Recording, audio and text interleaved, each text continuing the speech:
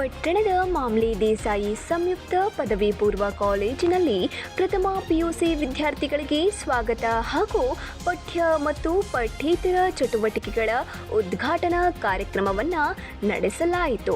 ಸಭೆಯ ಅಧ್ಯಕ್ಷತೆಯನ್ನ ವಹಿಸಿ ಮಾತನಾಡಿದ ಸಮಿತಿಯ ಉಪಾಧ್ಯಕ್ಷರಾದ ದತ್ತಣ್ಣ ವೆರ್ಣೇಕರ್ ಅವರು, ಯಾವುದೇ ವಿದ್ಯಾರ್ಥಿಯು ಸಮಯವನ್ನ ವ್ಯರ್ಥ ಮಾಡದೆ ಚೆನ್ನಾಗಿ ಓದಿ ತಂದೆ ತಾಯಿಗೆ ಕೀರ್ತಿ ತರುವಂತಹ ಕೆಲಸವನ್ನ ಮಾಡಬೇಕು ಎಂದು ಕಿವಿ ಮಾತನ್ನ ಹೇಳಿದರು. ಪ್ರಾಸ್ತಾವಿಕವಾಗಿ ಮಾತನಾಡಿದ ಪ್ರಾಚಾರ್ಯರಾದ ರಮಾಕಾಂತ್ ಭಟ್ ಇವರು ಕಾರ್ಯಕ್ರಮದ ಮಹತ್ವದ ಕುರಿತು ದೀಪ ಬೆಳಗಿದಂತೆ ಎಲ್ಲ ವಿದ್ಯಾರ್ಥಿಗಳ ಜೀವನವು ಬೆಳಗಲಿ, ಉತ್ತಮ ಆದರ್ಶಗಳನ್ನು ರೂಢಿಸಿಕೊಂಡು ಹೆತ್ತವರಿಗೆ, ಕಾಲೇಜಿಗೆ ಮತ್ತು ಸಮಾಜಕ್ಕೆ ಕೀರ್ತಿ ತನ್ನಿರಿ ಎಂದು ಶುಭವನ್ನ ಹಾರೈಸಿದರು.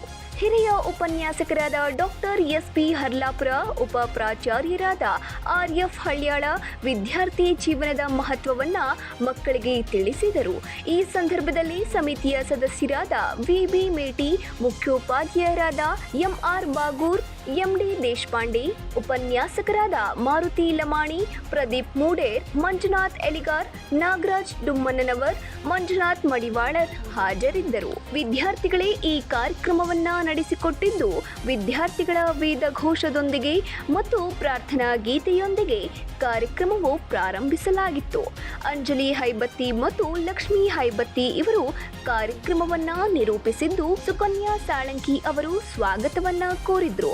ಬಸಮ್ಮ ಗುಳೇದ್ ರವರು ವಂದನಾರ್ಪಣೆಯನ್ನ ಮಾಡಿ ವಿದ್ಯಾರ್ಥಿಗಳ ಲಘು ಮನರಂಜನೆಯೊಂದಿಗೆ ಕಾರ್ಯಕ್ರಮವು ಮುಕ್ತಾಯವಾಯಿತು. Suresh Eligar, 9 live news, Shiggavi.